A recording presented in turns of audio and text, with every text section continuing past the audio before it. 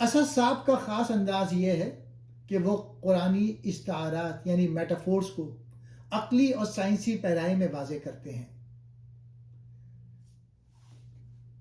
سورہ نازیات محمد اسد کی فکر کے آئینے میں۔ اس سورہ کا مرکزی موضوع قیامت، جزائے اعمال اور کائناتی نظام ہے۔ محمد اسد اس کے ابتدائی الفاظ کی تشریح بہت گہرے نفسیاتی انداز میں کرتے ہیں۔ کائناتی قوتیں یا فرشتے، ابتدائی آیات۔ سورہ کا آغاز ان قوتوں کی قسم سے ہوتا ہے جو شدت سے کھینچتی ہیں اور تیزی سے تیرتی ہیں۔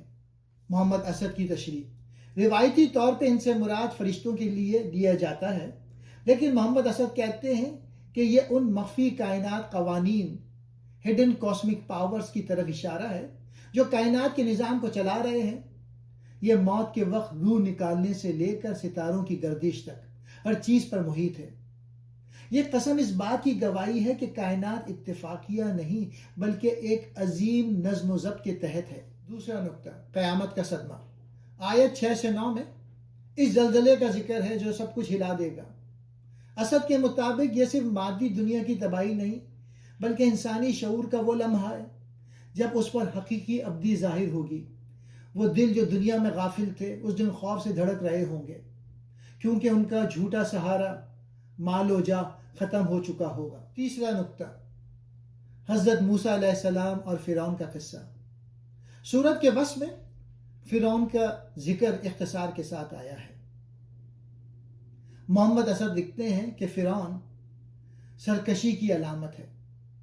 اس کا انجام یہ سبق دیتا ہے کہ جو انسان اپنے نفس کو خدا بنا لیتا ہے اور کائناتی سچائیوں کو جھٹلاتا ہے وہ نہ صرف آخرت بلکہ دنیا میں بھی عبرت کا نشان بنتا ہے۔